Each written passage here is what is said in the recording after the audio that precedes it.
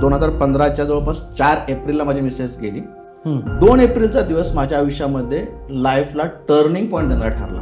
म्हणजे तो जर दिवस नसता, त्या दिवशी जे घटना घडल्या त्या जर घडल्या नसत्या तर कदाचित आज मी जिवंत पण नसतो. पंचगव्य, आयुर्वेद आणि निसर्गोपचार याच्यामधला फरक काय, डिफरन्शिएट कसं करायचं? तिथून आम्ही घरी आल्यानंतर आम्हाला एक गोष्ट फक्त जाणवली चांगली. काय झालं की जे कॅन्सर पेशंट जेवढे पण जातात ते सगळे कॅन्सर पेशंट, सगळं मसल मास जे आहे, मांस वगैरे शरीरावर सगळं आहे, ते सगळं कमी कमी कमी कमी होत जातं. फक्त बोनी स्ट्रक्चर राहतं, हाडांचा सापळा फक्त शिल्लक राहतो. आणि प्रचंड वेदना, म्हणजे कॅन्सरच्या पेशंटमध्ये सगळ्यात जास्त त्रासदायक त्या आजार नाहीये, त्याच्या होणाऱ्या वेदना.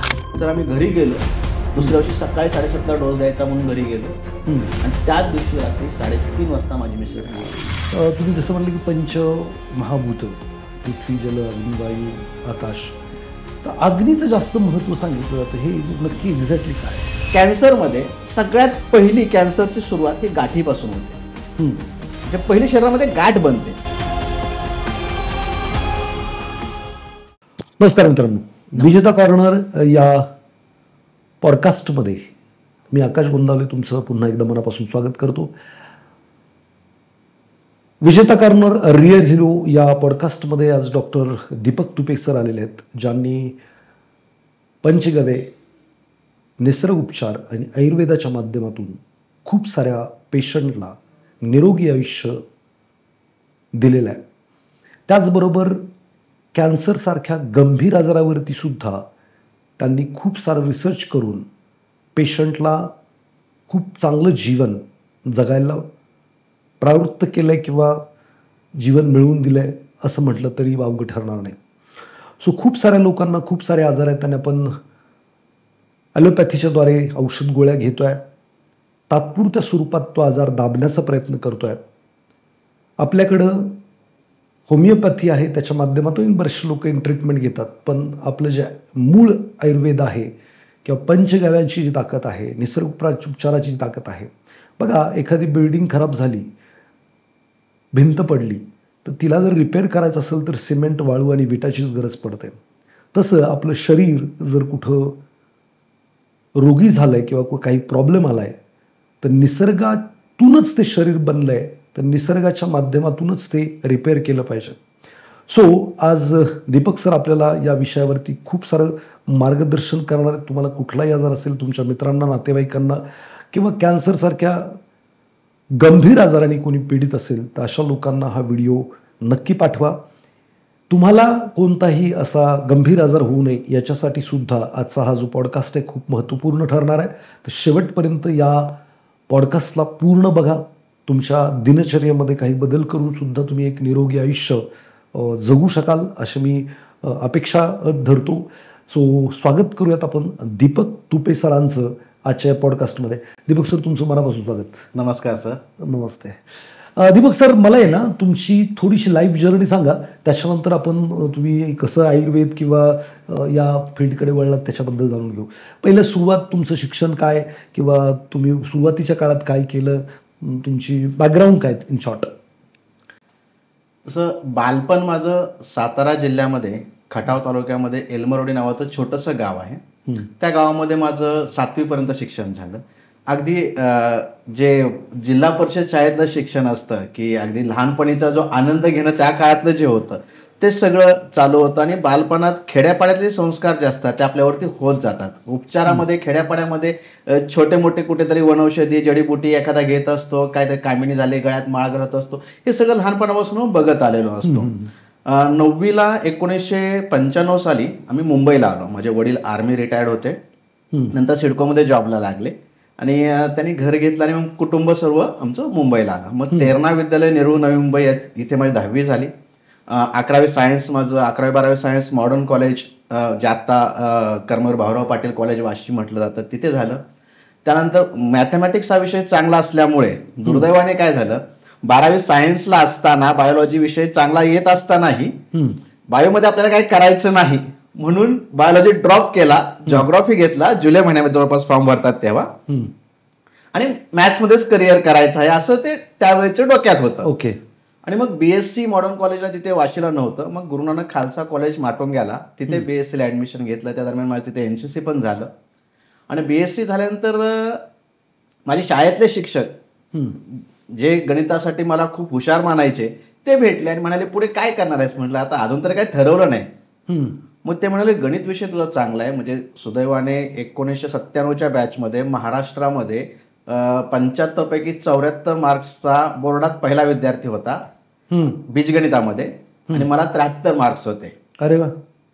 आणि म्हणून सरांचं असं मत आहे की तू गणितामध्ये काहीतरी चांगलं करशील, ते अनालिटिकल माइंड तुझ्याकडे आहे, तू त्या फील्डला जा. आणि मग क्लासेस सुरू करायला मला त्यांनी सांगितले आणि मग क्लासेस सुरू केले. सरांनी सांगितलं BSc झाल्या मुंबईला सुरू केले.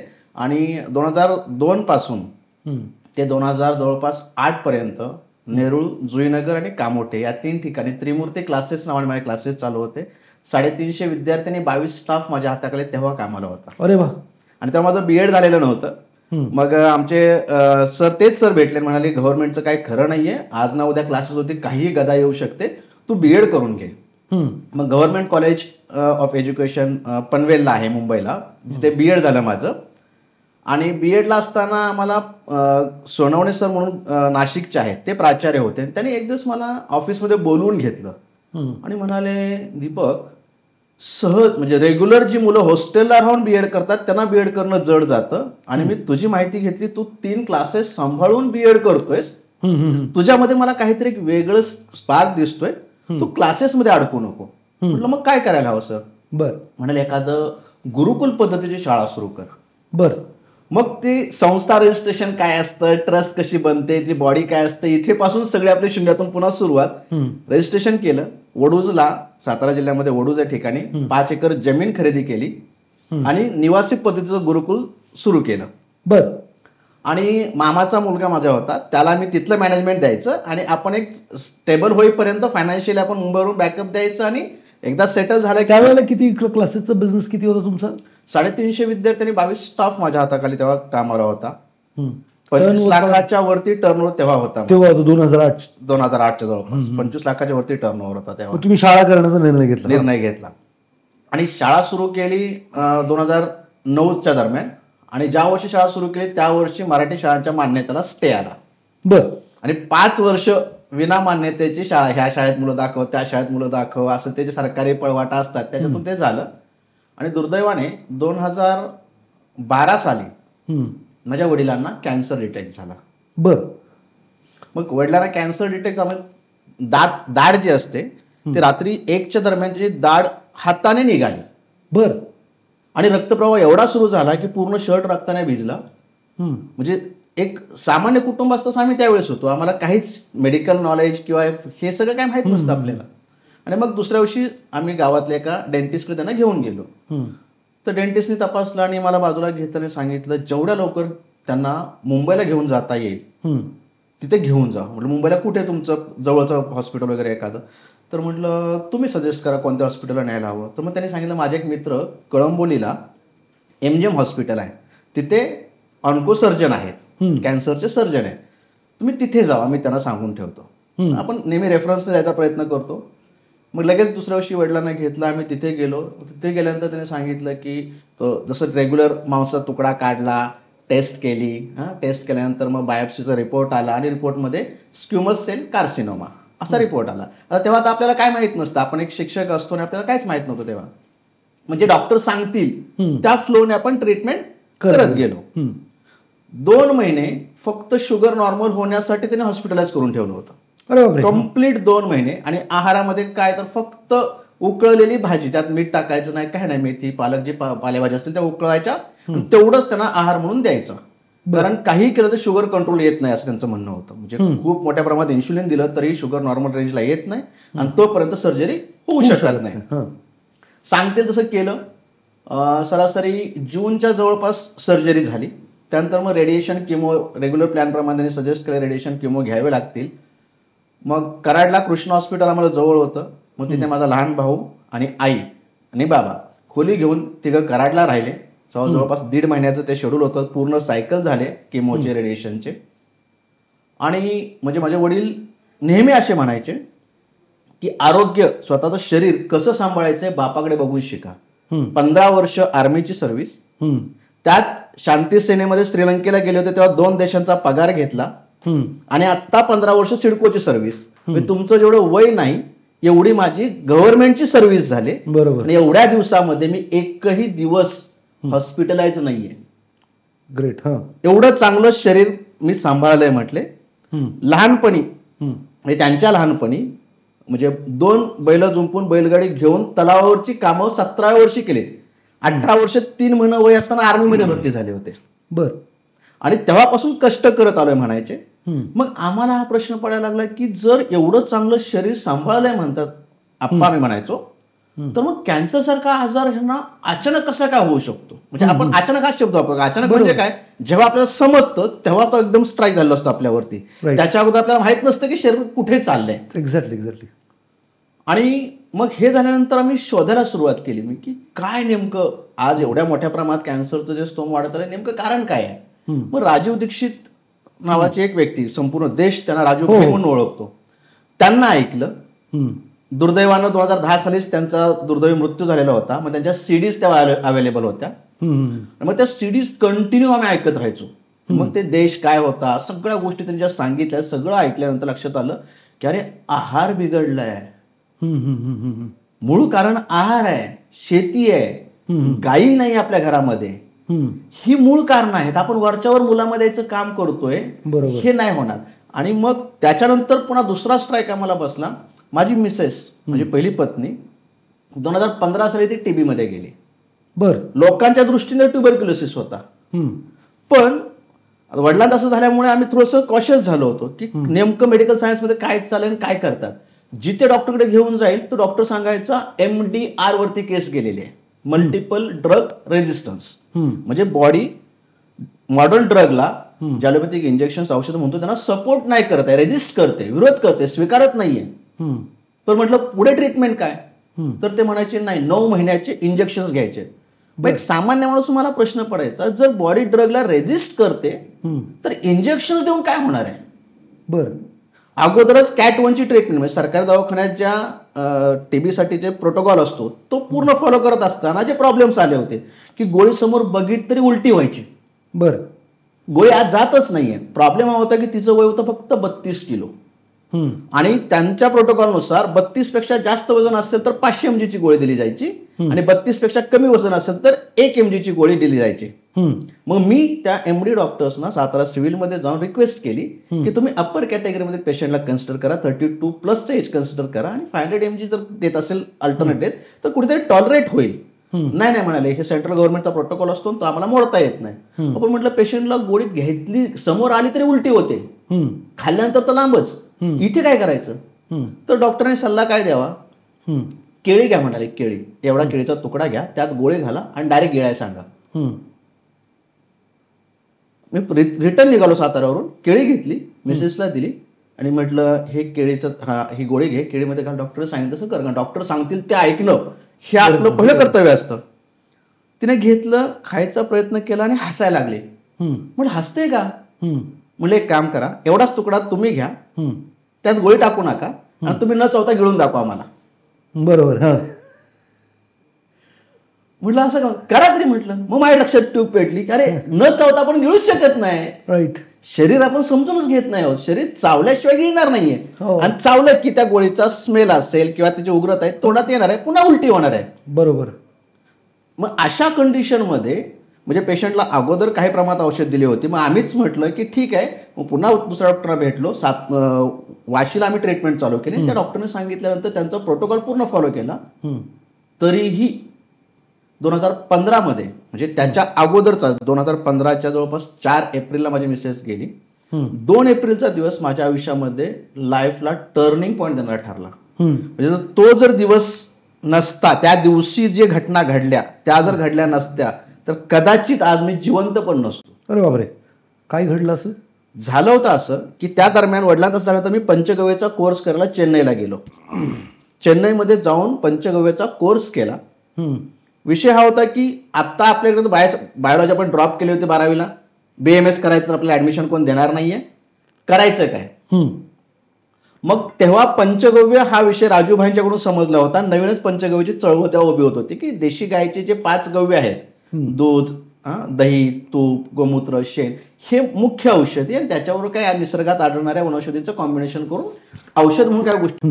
मग मी आमच्या गुरुजींना विचारलं की गुरुजी मिसेसला असा असा प्रॉब्लेम आहे आणि MDR वरती केस गेलेले, तर काय करायचं. गुरुजी म्हणाले अहो आपल्याकडे एवढी चांगली गायीपासून बनणारे औषध आहेत, MDR वर गेलेल्या केसेसना या औषधांनी TB बरा होतो, तुम्ही आपलं औषध का नाही चालू करत. म्हणजे गुरुजी कॉन्फिडन्स येत नाही. हाच तर प्रॉब्लेम आहे म्हणाले. तुम्ही कॉन्फिडन्स तुमच्यामध्ये अनावश्यक भीती घेतल्यामुळे कॉन्फिडन्स येत नाही. जोपर्यंत तुम्ही काम नाही करणार तोपर्यंत कॉन्फिडन्स येणार नाही. आणि मग मिसेसला जेव्हा आपली औषध आपण चालू केली त्याच्यानंतर बेड रिटर्न झालेला पेशंट चालायला लागला. बर. जानेवारीच्या संक्रांतीला गावामध्ये पूर्ण संक्रांतीचे जे साहित्य सगळं मटेरियल घेऊन अर्धा किलोमीटर जाऊन चालून आली ती. नंतर गाडीवरती आम्ही घरी आलो. एवढी हेल्दी रिकव्हरी झालेली. आणि फेब्रुवारी एंड मार्चच्या जवळपास पुन्हा ती रिव्हर्स व्हायला लागली. तर नवीन आपण असल्यामुळे मला नेमकं लक्षात येत नव्हतं की नेमकं काय झालंय, कारण तेवढा नंबर ऑफ केसेस आपण तेव्हा बघितलेल्या नव्हत्या. मग एक मित्र काय म्हणाला मला की पुण्यामध्ये डॉक्टर RR जोशी म्हणून आहेत. बर. ते खूप चांगले नाडी चिकित्सक आहेत आणि त्यांची 6 महिने अपॉइंटमेंट मिळत नाही. ते फॉरेनला जास्त वेळ असतात. त्यांना शनिवार वाड्याजवळ त्यांचं क्लिनिक होतं. मग मी ऑनलाईन नंबर घेतला, अपॉइंटमेंट घेतली. त्यांनी मला 6 महिन्यानंतरची अपॉइंटमेंट दिली. अध्यात्म हा आपल्या भारताचा एक खूप मोठा भाग आहे. आमच्या गावातलेच एक आध्यात्मिक व्यक्ती ते माझ्याकडे आले. माझा त्यांचा परिचय होता. आले रात्री 9-9:30च्या दरम्यानची गोष्ट होती. माझ्या अंगावर काटा उभा होता अक्षरशः. ते म्हणाले सर काय चाललंय. म्हटलं असं असं आहे, इकडे इकडे नंबर लावला आणि 6 महिन्यानंतरची अपॉइंटमेंट दिली आहे आणि आपल्याकडे तर वेळ दिसत नाहीये, आपल्याला पटकन निर्णय घ्यायला लागणार आहे, पण तिथे अपॉइंटमेंट नाही तर पेशंट घेऊन जाऊन आपण कसं जाणार. बरोबर. अक्षरशः माझ्या समोर त्या व्यक्तीने 2 मिनिटं ध्यान लावलं आणि ध्यानातून बाहेर आल्यानंतर मला म्हणाले तुम्ही उद्या जावा बर आणि आल्यानंतर मला फोन करा. सर पहाटे 5:30ची बस पकडली, पुण्याला आलो. पुण्यामधल्या एका मित्राला बरोबर घेतलं, शनिवार वाड्याजवळ गेलो. तिथे समजलं क्लिनिक तिथे बंद झालंय, शिफ्ट झालंय. कुठे बाणेरला, आता इथे बाणेरला आहे. बाणेरला तिथे गेलो आणि तिथे रिसेप्शनिस्टशी बोलत होतो मी की माझी मिसेस आहे आणि क्रिटिकल कंडिशन आहे, मला सरांची अपॉइंटमेंट हवी आहे. ते म्हणाले सर अपॉइंटमेंट भेटणार नाही, दिले त्याच वेळेला तुम्हाला यावं लागेल. आणि त्या रिसेप्शनिस्टच्या शेजारी त्यांची मिसेस ऐकत होती आणि त्या रिसेप्शनला मी सांगितलं की मी चिकित्सा शिकतोय, मी नाडी बघितली, मला नाडीचे पल्स असे जाणवत आहेत आणि केस मला क्रिटिकल वाटते, मला सरांची वेळ हवी आहे. तेवढं सरांच्या मिसेसने ऐकलं, ते समोर आले, म्हणाले काय प्रॉब्लेम आहे. म्हटलं असा असा प्रॉब्लेम आहे मॅडम, मला नाडीचे नोटेशन असे दिसत आहेत. किरकोळ नाडी तेव्हा समजत होती, तेवढं सांगितलं. सर रिसेप्शनिस्टला बोलले की उद्याचं OPD शेड्यूल ओपन कर. पहिली OPD ब्लँक होती. सकाळी 9ची OPD ब्लँक होती. मॅडम म्हणाले सकाळी 9ला येऊ शकता का. मॅडम पहाटे 5ला पोहोचतो. म्हटलं तुम्ही फक्त वेळ सांगा. आणि मग तिथून लगेच त्या मित्राचीच 4 व्हीलर घेतली, गावी गेलो. दुसऱ्या दिवशी पहाटे आलो. मी, माझी मिसेस आणि माझी चुलती, धाकटी चुलती, 3 जण आलो. सरांच्या समोर बसलो. समोर सर आहेत, मी इथे, मिसेस शेजारी आहे आणि इथे चुलती बसलेली आहे. सरांनी नाडी बघितली, नोटपॅडवर पहिलं लिहिलं iron deficiency anaemia, second progressive to leukaemia.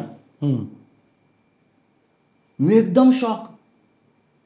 आणि तिसरं लिहिलं स्प्लिनोमॅगेली. आणि ते फिरवलं पॅड माझ्या समोर आणि मला म्हणाले none other than this. But मी म्हणजे शॉक आहे. म्हणाले हिची प्रकृती पाहता हिला हे व्हायला नको होतं. मला फक्त हे जाणून घेण्यामध्ये क्युरियोसिटी आहे की हिच्या शरीरामध्ये असं काय गेलं की ज्याच्यामुळे तिची प्रकृती बिघडून ह्या विकृतीला आली की तिला ब्लड कॅन्सरची सुरुवात झाली. बर. त्यानंतर त्यांना मी सांगितलं CAT 1ची ट्रीटमेंट चालू होती, TBची औषधं चालू होती. त्यावेळी त्या व्यक्तीचं म्हणालं नन अदर दॅन दिस. TBच्या औषधांमुळे ड्रग रेजिस्टन्स जो झाला त्याच्यामुळे स्प्लीन जे रक्त शुद्धी करण्याची प्रक्रिया आमच्या शरीरामध्ये जे स्प्लीन म्हणजे प्लीहा करतं, त्याचं काम एवढं बिघडलं की रक्त शुद्धीकरणाची प्रक्रिया बंद पडली. बर. आणि पेशंट ल्युकेमियाकडे चाललाय म्हणाले. ओके. आणि सर म्हटलं काय करायचं आता? ते म्हणाले सुवर्ण भस्म वगैरे त्यांनी काय सांगितलं, अशी महागातली औषधं आहेत ती चालू करावी लागतील. चालेल म्हटलं, काय तुम्ही म्हणाल ते. त्यांनी सांगितलं सकाळी कंप्लीट 7:30ला जर आज तुम्ही पहिला डोस दिला तर दुसऱ्या दिवशी 7:30लाच दुसरा डोस द्यायचा, चुकवायचा नाही. एवढं फक्त तुम्ही 10 दिवस करा, पेशंट यातून रिकवर होईल. बर. सर आम्ही घरी गेलो. दुसऱ्या दिवशी सकाळी 7:30ला डोस द्यायचा म्हणून घरी गेलो. आणि त्याच दिवशी रात्री 3:30 वाजता माझी मिसेस गेली. Oh my God. म्हणजे त्या दिवशी जर मी पुण्याला आलो नसतो, सरांकडे जर हे डायग्नोसिस झालं नसतं, तर मी स्वतःला माफ करू शकलो नसतो. की कारण जे झालं ते लोकांना वाटणार आहे नौका डॉक्टर आहे, ह्याने औषधं दिली आणि ह्याच्यामुळेच हे घडलं. आणि बाय बॅड लक नातेवाईकांमध्ये प्रोपगंडा तोपर्यंत हा झालेला होता. सुदैवाने माझी चुलती माझ्या बरोबर असल्यामुळे तो ठोस प्रूफ झाला आमच्यासाठी. कारण सांगायला मिसेस नाहीये, मी सांगेल ते कोणी ऐकणार नाही. पण चुलतीने सांगितलं, डॉक्टरांनी असं असं सांगितलं माझ्या समोर. त्यांचा केस पेपर अजूनही माझ्याकडे आहे. बर. म्हणजे आता वडिलांचं काय झालं पुढे? वडील 2012ला डायग्नोज झाले आणि 13च्या सप्टेंबरमध्ये म्हणजे गणपतीमध्ये काय झालं, वडिलांना पुन्हा रिअकरन्स झाला. रिअकरन्स झाल्यानंतर पुन्हा मी त्या डॉक्टरकडे घेऊन गेलो गणपती ते दसऱ्या दरम्यान. तर डॉक्टर म्हणाले स्प्रेड झालाय, इकडे जो ऑपरेशन केलं होतं आपण तसंच आता इकडे आलाय, इथे पण ऑपरेट करायला लागेल आपल्याला. मग मी डॉक्टरना विचारलं की डॉक्टर ठीक आहे, इथून स्प्रेड होऊन इथे आला, तुम्ही म्हणताय कॅन्सर, इथे ऑपरेशन करायचंय, हा कॅन्सर अजून कुठे जाऊ शकतो? ते म्हणाले ते मला काय माहित नाही. बर. हा स्प्रेड होतो हे तुम्हाला अगोदर माहित होतं का? हो माहित होतं. मग तेव्हा तुमची ही नैतिकता नव्हती का की पेशंटच्या नातेवाईकांना त्या केसच्या बाबतीत जे काय आहे ते स्पष्ट सांगणं हे तुमचं कर्तव्य नव्हतं का? मी त्या एमडीशी बोललो, ते काहीच नाही बोलले. मी समजून गेलो, जे काय समजायचं ते समजून गेलो. म्हटलं मला इकडे ऑपरेशन नाही करायचं आता डबल. कारण जर इथे ऑपरेशन केलं, समजा तो बोन मध्ये गेला, बॅकबोन मध्ये गेला, तुम्ही काय आडवा सेक्शन घेऊन कट करणार का? त्याला हॉरिझॉन्टल सेक्शन कट करणार का? नाही करणार तुम्ही. मग तेव्हा काय म्हणणार? पेशंट घरी घेऊन जा म्हणणार ना. बरोबर. त्यापेक्षा आत्ताच आम्ही बघू काय करायचं ते. आणि असं ठरवून आम्ही तिथून निघालो. आणि मग वलसाडला पंचगव्यचं एक हॉस्पिटल तेव्हा होतं, अजूनही चालू आहे ते, माणिकचंदचं हॉस्पिटल आहे ते. मग तिथे घेऊन गेलो आम्ही. तिथे गेल्यानंतर मग पंचगव्याची ट्रीटमेंट जी चालू होती ती समजली आम्हाला की पंचगव्य 11 दिवस ठेवून घेतात आणि फ्रीमध्ये सेशन्स वगैरे सगळे घेतात. आणि तिथून आम्ही घरी आल्यानंतर आम्हाला एक गोष्ट फक्त जाणवली चांगली. काय झालं की जे कॅन्सर पेशंट जेवढे पण जातात ते सगळे कॅन्सर पेशंट, सगळं मसल मास जे आहे, मांस वगैरे शरीरावर सगळं आहे, ते सगळं कमी कमी कमी कमी होत जातं. फक्त बोनी स्ट्रक्चर राहतं, हाडांचा सापळा फक्त शिल्लक राहतो. आणि प्रचंड वेदना, म्हणजे कॅन्सरच्या पेशंटमध्ये सगळ्यात जास्त त्रासदायक आजार नाहीये, त्याच्या होणाऱ्या वेदना आहे. लोक वेदनेला एवढे कंटाळतात, तेवढ्या प्रमाणातल्या वेदना वडिलांमध्ये आम्हाला जाणवल्या नाही. रोज पंचगव्य आम्ही त्यांना द्यायचो. माझा भाऊ आणि आम्ही दोघं ड्रेसिंग करायचो. डॉक्टर सुद्धा ड्रेसिंगला सुद्धा यायचे नाहीत, सिस्टर सुद्धा कोणी घरी यायची नाही ड्रेसिंग करायसाठी. पूर्ण एवढा मोठा कान त्यांचा पूर्ण निघाला होता. ड्रेसिंग करताना जर कॉटन काढला तर विहिरीतून असं पाणी उपळत, असं रक्त उपळायचं. बापरे. एवढं म्हणजे ते वुंड हिलिंग जे आहे ना, जखम मिळून येणं, तेच व्हायचं बंद झालेलं असतं त्या सिच्युएशनमध्ये. आणि त्यानंतर वडील आमचे 2013मध्ये गेले. आणि त्याच्यानंतर मी पंचगव्यचा सगळं अभ्यास आणि हे सगळं विश्वास आल्यानंतर मग ह्या सगळ्या गोष्टी सुरू झाल्या. मग असं म्हणता येईल की तुम्हाला हे जे काही वडिलांची केस आहे किंवा बायकोची केस आहे आणि हे पण कॅन्सरच्याच केस आहेत, ह्या सगळ्या गोष्टी तुमच्या जीवनात घडल्या, त्यामुळे तुम्ही या फील्डकडे वळलात. अगदी ठीक आहे. मग काय शिक्षण आहे तुमचं डॉक्टरीमधलं किंवा या सेगमेंटमधलं? पंचगव्य हा जो सेगमेंट आहे, म्हणजे देशी गायचे पंचगव्य जे आहेत, त्याच्यामध्ये माझं MD झालेलं आहे. मास्टर डिप्लोमा नावाचा कोर्स आहे, तो केला. नॅचरोपॅथीचा कोर्स केला. आणि हे दोन्ही कोर्सेस जेव्हा मी केले आणि जेव्हा प्रत्यक्ष पेशंट बघायला सुरुवात केली, तेव्हा लक्षात यायला लागलं की मला कुठेतरी असं बेसलेस वाटायला लागलं. म्हणजे एक औषध आहे, एक विशिष्ट फॉर्म्युला आहे आणि तो फॉर्म्युला विशिष्ट आजारामध्ये द्यायचा, हे मला कुठे रुचेना. म्हणजे माझं एक पहिल्यापासून स्वभाव असं होतं की जोपर्यंत मला क्लिअरिटी नाही येत आहे की असं का करायचं, हे केल्यानंतर पुढे काय होणं अपेक्षित आहे आणि ते होतंय का नाही होत, हा फ्लो जर आपल्या समोर नसेल तर ट्रीटमेंटला ती जी धार यायला पाहिजे ना, शार्पनेस जो पाहिजे तो नाही यायचा. मग काही आयुर्वेदिक डॉक्टर्स वगैरे होते, त्यांना मी भेटलो. मग त्यांना विचारलं आयुर्वेदामध्ये नेमकं काय असतं, कारण आपलं कधी आयुर्वेदाचा संबंध आलेला नसतो. मग ते म्हणलं आयुर्वेद खूप अवघड आहे. म्हणून असं का म्हणताय, कोणाचं पण काम नाही, 5 वर्ष शिकून लोकांना येत नाही आणि नवख्या माणसाचा तो विषयच नाहीये, कोणीच शिकवायला तयार होईना. मग शेवटी ग्रंथ हेच गुरु. मग सार्थ वाघभट पहिलं आणलं, त्यानंतर द्रव्यगुण विज्ञान आणलं, चरक संहिता आणली आणि वाचायला सुरुवात केली. आणि सुरुवातीला वाचायला सुरुवात केली, सगळं डोक्यावरून जायला लागलं, काहीच कळेना. म्हणजे द्रव्य म्हणजे काय इथून सुरुवात, रस म्हणजे काय, वीर्य विपाक काय असतो, काहीच कळेना.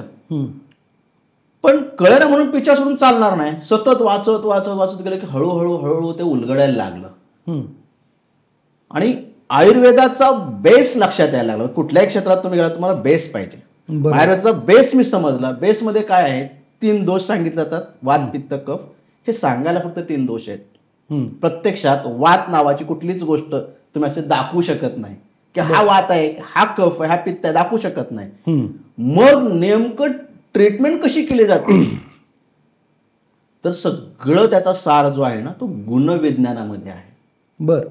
म्हणजे ऋषीमुनींनी त्या काळामध्ये जे गुणविज्ञान, म्हणजे आपल्याला असा प्रश्न पडतो की अरे तेव्हा तर डायग्नोसिस टूल काहीच नव्हते, ब्लड टेस्ट पण नव्हती, MRI नव्हता, मग त्यांना कसं कळायचं की कोणाला काय आजार झालाय आणि कसं कळायचं की ह्या आजारातून हा पेशंट रिकव्हर होतोय का नाही होत. मेजरमेंटला टेप काहीतरी पाहिजे की नको. बरोबर. आणि मग ते गुणविज्ञान म्हणजे समजा कफ असेल तर कफाचे गुण सांगितलेत. गुरु शीत आहे, म्हणजे जडपणा आहे कफामध्ये, थंडाव्याने कफ वाढतो, हे आपल्या अनुभवातून आपल्याला सगळ्यांना माहिती असतं. बरोबर. पण त्याचा बेस आपल्याला म्हणजे रिलेट केलेलं नसतं कोणी. पित्त म्हटलं की आपल्याला फक्त वाटतं की उष्णता वाढली की पित्त वाढलं, जळजळ पण वाढते. बरोबर बरोबर. असे पित्ताचे गुण आहेत. वात काय आहे, प्रवास केला की वात वाढतो, वाताचा चलगुण वाढला. AC मध्ये बसलं की वात वाढतो, वृक्षता आहे तिथे, कोरडेपणा आहे. बरोबर. एसीची शीतता आहे, शीतगुण जो आहे तो कफाला पण वाढवतो आणि वाताला पण वाढवतो. हे जेव्हा सगळं असं कोडं उलगडायला लागलं ना, तेव्हा ती एकदम असे लाइटनिंग जशी येते ना ब्रेन मध्ये, तसं वाटलं अरे हे असं आहे, आपण वेगळंच काहीतरी समजत होतो. मग कुठेतरी साधं तुळशीची पानं असतील, आपण तुळशीची पानं चांगली असतात, रोज काढा घेतला पाहिजे. मग सगळ्यांना काढा घेऊन सगळ्यांचे त्रास कमी होतात का? नाही. मग का नाही होत, हा का शोधायचा आपण प्रयत्न नाही करत. प्रत्येक वनस्पती विशिष्ट गुण तिच्यामध्ये आहे, त्या गुणांनी ती काम करते आणि ते परिणाम त्या शरीराला देते. जोपर्यंत शरीरामध्ये त्या वनस्पतीच्या गुणाच्या विरुद्ध स्थिती होती तोपर्यंत ती वनस्पती त्याला बॅलन्स करायचं काम करते. त्याच्यापेक्षा जास्त कालावधीसाठी जर तुम्ही अशी औषधी घेत गेलात तर त्याचे परिणाम शरीरावरती दिसतात. बर. म्हणजे आयुर्वेदिक आहे, निसर्गात आहे म्हणून काहीही घ्या आणि कितीही खा असं नाही चालणार. असं नाही चालणार. बर. असं नाही. त्याचे काही म्हणजे आयुर्वेदात म्हणतात की कोणतेही साईड इफेक्ट नसतात, तर असं काही साईड इफेक्ट होऊ शकतात आयुर्वेदिक औषधांनी? साईड इफेक्ट त्याला नाही म्हणता येणार, पण त्याचे इफेक्ट जे दिसतात त्याचे जे इफेक्ट आहेत, म्हणजे समजा उदाहरण तुळशीचं घेतलं आपण, तुळस उष्ण आहे, मग ती शरीरामध्ये उष्ण गुण वाढवणार आहे ना. बरोबर. आणि उष्ण गुण वाढल्यामुळे एखाद्याचा ऑलरेडी शरीर उष्ण प्रकृतीचं आहे, त्याचा उष्ण गुण वाढल्यामुळे त्याला जर उष्णतेचे काही त्रास सुरू झाले, लघवीतून जळजळ होते, तोंडाला येते, तिखट काय खाऊ वाटत नाही, असे जर काही त्रास झाले तर त्याला आपण त्या तुळशीचे साईड इफेक्ट म्हणायचे, आयुर्वेद साईड इफेक्ट म्हणायचे की त्याचा गुण म्हणायचा. ऍक्च्युली त्याचा तो गुणच आहे. बरोबर. बरोबर. पण खाणाऱ्या व्यक्तीला आपल्या शरीराला काय आवश्यक आहे, कितपत आवश्यक आहे हे त्याने मोजलेलं नाहीये आणि म्हणून त्याने त्याचा गुण दाखवला आणि त्याच्या गुणाचा परिणाम तुमच्या शरीरावरती झाला. मग तुम्ही आयुर्वेदात साईड इफेक्ट होता असं म्हणाल तर आयुर्वेद समजून घेणं गरजेचं आहे या ठिकाणी. पंचगव्ये, आयुर्वेद आणि निसर्ग उपचार याच्यामधला फरक काय, डिफरन्शिएट कसं करायचं? तसं बघायला गेलं तर सगळ्यांना सगळ्यांचा जो मूळ पाया आहे ना, ही पंचमहाभूत आहेत. बर. पृथ्वी, अग्नी, वायू, आकाश, जल ही जी पंचमहाभूत आहेत त्या सगळ्यांचा पाया आहे. पंचगव्यमध्ये गायीची जी 5 गव्य जी मगाशी मी सांगितली, ही 5 गव्य ही प्रधान आहेत. जे हे विषमुक्त गोष्ट जर आज आपल्याला कोणती हवी असेल तर गायीची गव्य आहेत. बर. म्हणजे कोणत्याही प्रकारचं टॉक्झिक लोड नसणारी गोष्ट कोणती आहे तर गायीपासून मिळणार, देशी गायीपासून मिळणारी 5 गव्य आहेत. निसर्गोपचार म्हटले काय म्हटलं जात आहे की निसर्गातून जे जे मिळालंय, जे आहारीय आहे, आहार म्हणून जे आपण खाऊ शकतो रोजच्या रोज, ते निसर्गोपचारामध्ये त्याचा समावेश केला जातो. त्याचा पण बेस पुन्हा पंचमहाभूतांकडेच येतो. आयुर्वेदामध्ये आहार हा तर प्रथम सांगितलेलाच आहे. कुठल्याही रोगाच्या मागचं कारण सांगताना म्हणजे कोणताही ग्रंथ आपण उघडला आणि आयुर्वेदामध्ये एक सगळ्यात भन्नाट गोष्ट काय आहे, आजार काय झालाय ना ह्याच्या अगोदर आयुर्वेदिक चिकित्सा करणारा वैद्य त्याची संप्राप्ती मांडतो. संप्राप्ती म्हणजे हा आजार हे शेवटचा टप्पा आहे. स्थान संशय त्याला म्हटलं जातं. कुठल्या ठिकाणी तो रोग झालाय स्थान संशय आहे. त्याच्या अगोदरचा प्रवास जो आहे ना, अन्न, आहार, आहारात काय चुका झाल्या याच्या, ओके, कोणत्या चुका झाल्या, कोणते गुण दोष त्याचे विचलित झाले, त्यांचा चय म्हणजे त्यांची स्थानं सांगितली, तिथे कुठला दोष जमा झाला तो तिथेच स्प्रेड आउट होतो. तिथून तो त्याचं स्थान सोडतो आणि संपूर्ण शरीरवर पसरायला सुरुवात होते. पसरत असताना तो खवळगुण्य म्हणतात त्याला, म्हणजे डिफेक्टिव्ह स्पेस, शरीरामधली अशी एखादी जागा जी कमकुवत आहे तिथे जाऊन ते दोष जमा होतात आणि त्याच्यानंतर तिथे व्याधी निर्माण होतो. ही मोठी प्रोसेस आहे. ही प्रोसेस जी आहे ही आयुर्वेदाच्या ग्रंथांमध्ये सांगितलेली आहे. आणि ह्या प्रोसेसनुसार कोणते दोष कोणत्या गुणांनी विचलित झाले, किती प्रमाणात ते विचलित झालेत, ते कोणत्या ठिकाणी जाऊन त्यांनी रोग निर्माण केलेला आहे, त्याच्या अनुषंगाने आयुर्वेदामध्ये शोधन आणि शमन 2 प्रकारच्या चिकित्सा येतात. शोधन म्हणजे जी पंचकर्म आपण म्हणतो, मोठ्या प्रमाणात पटकन शरीरातले दोष सगळे एका सायंटिफिक प्रोसेसने बाहेर काढणं, आणि शमन म्हणजे औषधी देऊन, म्हणजे आयुर्वेदात पुन्हा औषध वेगळे प्रकार, वनस्पतीजन्य औषध सांगितलेत, प्राणीज औषध सांगितलेत आणि खनिज औषध पण सांगितलेत. बरं, हे 3 प्रकार हा आयुर्वेदाचा ब्रॉड ऍस्पेक्ट आहे. ओके, असा आपण ह्या तिघांमधला फरक समजू शकतो. तिन्ही जी ट्रीटमेंट घेतली पाहिजे एखाद्या रोगावरती, का कोणतेही एक जास्त इफेक्टिव्ह असू शकेल? हा सगळा कॉल आहे ना चिकित्सा करणाऱ्या वैद्याचा आहे. ओके, म्हणजे आयुर्वेदामध्ये वैद्याला प्रधान स्थान म्हटलंय. तो ठरवतो की या ठिकाणी ह्या रुग्णामध्ये ज्या ज्या काय गोष्टी झालेल्या आहेत त्याच्यामध्ये मला पंचगव्यातल्या कोणकोणत्या गोष्टींचा सपोर्ट घेणं आवश्यक आहे, त्यांच्याबरोबर मला वनस्पतीज गोष्टी, प्राणीज गोष्टी असतील किंवा खनिज असतील, यांच्या कोणाचा कशा किती प्रमाणात सहयोग करायला हवा, हे वैद्याचं स्किल आहे. एकच केस आपण 10 वैद्यांकडे जर घेऊन गेलो तर प्रत्येक जण वेगवेगळ्या पद्धतीने बघणार आहे त्या केसकडे, वेगवेगळ्या प्रकारचे औषध देणार आहे.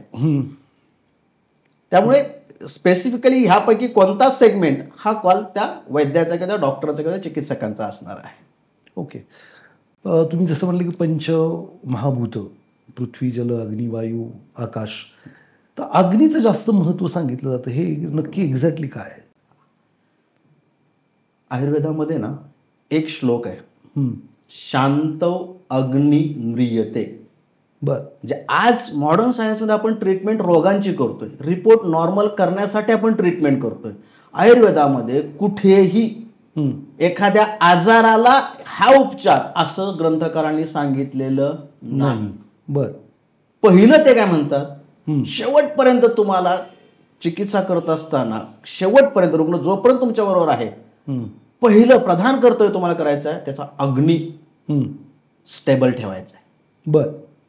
अग्नीच त्याचा कायम पेटता राहिला पाहिजे, नियंत्रणात राहिला पाहिजे. कारण अग्नी ही एक अशी संकल्पना आहे की जे पण आपण अन्न खातो, अन्न हेच शरीराला पोषण करण्यासाठीचं प्रधान औषध आहे. बरोबर. म्हणजे अगदी ज्यांनी ॲलोपॅथीचं निर्माण केलं असं आपण म्हणतो, त्यांनी सुद्धा म्हटलंय, लेट फूड थाईव युअर मेडिसिन. पहिलं अन्न हे औषध आहे. मग आज लोकांची सगळ्यात मोठी चूक काय होते, आहार घेताना आपण त्याचे कॅलरिफिक व्हॅल्यूजचं कॅल्क्युलेशन करून घेतोय. कार्बोहायड्रेट किती पाहिजेत, प्रोटीन किती पाहिजेत, फॅट किती पाहिजे, हे सगळं आपण मोजतोय इथून आत जाण्याच्या अगोदर. बरोबर. त्या घेतलेल्या आहाराचं कन्व्हर्जन किती प्रमाणात होतंय आणि प्रत्येक व्यक्तीच्या शरीरामध्ये त्याचं ऍसिम्युलेशन जे आहे, अवशोषण जे आहे, ते किती प्रमाणात होतंय हे अग्नी ठरवतो. बर.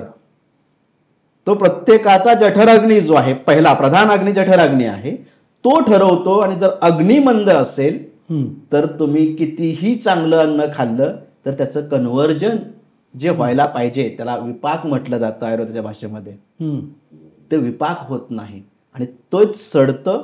त्याचाच शरीरामध्ये आमदोष वाढतो आणि हेच सगळ्या गाठी होण्याचं मूळ कारण इथे आहे. बर.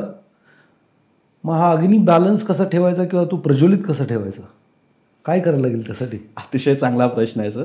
याच्या अगोदर मी एक अग्नी संदर्भात एक अध्यात्मातली एक गोष्ट सांगतो, जी आपण सगळ्यांनी लहानपणापासून ऐकलेली आहे, पण आपल्याला त्याचा कनेक्ट नसतो, संदर्भ नसतो की हे असं आहे का. मी अभ्यास करता करता नेहमी विचार करतो अग्नी असतो कुठे शरीरात, नेमका त्याचं स्थान काय आहे, कुठं असतो नेमका. आपण जठराग्नी, मग जठरात असतो का, माझी क्युरियोसिटी. आणि मग अनेक ग्रंथ वाचता वाचता, ऑडिओ ऐकता ऐकता मला जेव्हा ते समजलं ना, मी एकदम असा हवेतच उडाल्यासारखं झालं. आपण ज्ञानेश्वर माऊलींची आणि मुक्ताईची गोष्ट आपण ऐकतो. हो. हा, ताटी उघडा ज्ञानेश्वरा. मुक्ताईला भूक लागले, लोक जेवण बनवू देत नाहीये आणि ज्ञानेश्वरांना मुक्ताई म्हणते की दादा मला भूक लागले. मग ती भाकरी भाजण्याची गोष्ट आहे. भाकरी कुठे भाजली जाते? तव्यावरती नाही, ज्ञानेश्वर माऊली पाठीवरती, त्यांच्या पाठीवरती भाकरी भाजली जाते. अग्नीचं स्थान ग्रहणी सांगितलंय ग्रंथकारांनी. ग्रहणी म्हणजे ही जी नाभी आहे आपली, त्याच्या मागे मोठा आतडं जे आपण म्हणतो, म्हणजे दोन ग्रंथकारांचं वेगळं मत आहे, पण जवळपास सारखं आहे ते. एक ग्रंथकार म्हणतात नाभीच्या 4 बोटं आतमध्ये अग्नी आहे. एक ग्रंथकार म्हणतात ग्रहणी म्हणजे मोठं आतडं जे आहे ते अग्नीचं मूळ स्थान आहे. बर. मग ज्ञानेश्वर जेव्हा पाठीवरती भाकरी भाज म्हणतायत, म्हणजे त्यांनी त्यांच्या तेजपुंजाने, त्यांच्या तपसामर्थ्याने तिथल्या अग्नीचं डायरेक्ट कन्व्हर्जन केलं भाकरी भाजण्यासाठी. म्हणजे अग्नीचं मूळ स्थान ग्रहणीमध्ये आहे, मोठ्या आतड्यामध्ये. आणि मग कॅन्सर सारख्या आजारामध्ये जेव्हा पेशंटची भूक अतिशय मंद झालेली आहे, जेवण जात नाहीये, सतत उलटे होत आहेत आणि हॉस्पिटलने हात वर केले, पेशंट घरी घेऊन जा म्हणून सांगितलंय, त्यावेळी मग आम्ही काय करतो, अग्नी ग्रहणीमध्ये आहे ना, मलावरोध प्रचंड असतो पेशंटला. म्हणजे 4-4 दिवस 8-8 दिवस पेशंटला संडासच होत नाही. मग लोकांना समज लोकांचा उलटा आहे. लोक काय म्हणतात, काय खाल्लं नाही तर संडास कशी होणार. बरोबर. आम्ही उलट म्हणतो, जे साचलेलं आहे ना मल, तो जोपर्यंत बाहेर निघणार नाही तोपर्यंत भूक नाही लागणार. बरोबर. आणि तो बाहेर काढण्यासाठी नैसर्गिक मार्ग, संडासच्या जागेतून जे औषधी द्रव्यांची बस्ती तयार केली जाते. कॅन्सरच्या केसमध्ये बस्ती देताना अतिशय काळजीपूर्वक द्यावी लागते, कारण त्या व्यक्तीच्या शरीरामध्ये अगोदरच बलक्षय झालाय, शक्ती नाहीये. आणि बस्तीमधून सुद्धा त्याचा बलक्षय नाही झाला पाहिजे, पण मल निघून गेला पाहिजे. आणि मग आपण चूल पेटवतो ना, चूल पेटवताना जर चुलीला जर धूर होत असेल तर फुंकरीने फुंकणे आपल्याला माहिती आहे. म्हणजे काय करतो आपण, वायू दिला तिथे आणि वायूने अग्नी प्रज्वलित केला. तीच गोष्ट ग्रहणी हे वाताचं मूळ स्थान सांगितलेलं आहे, मोठं आतडं. तिथला अवरोध कमी झाला, तिथला अपान वायू म्हणजे जो खाली मल घेऊन जाण्याचं काम करतो, तोच वरती सगळ्या वायूंचं पुन्हा पोषण करायचं काम करणार आहे.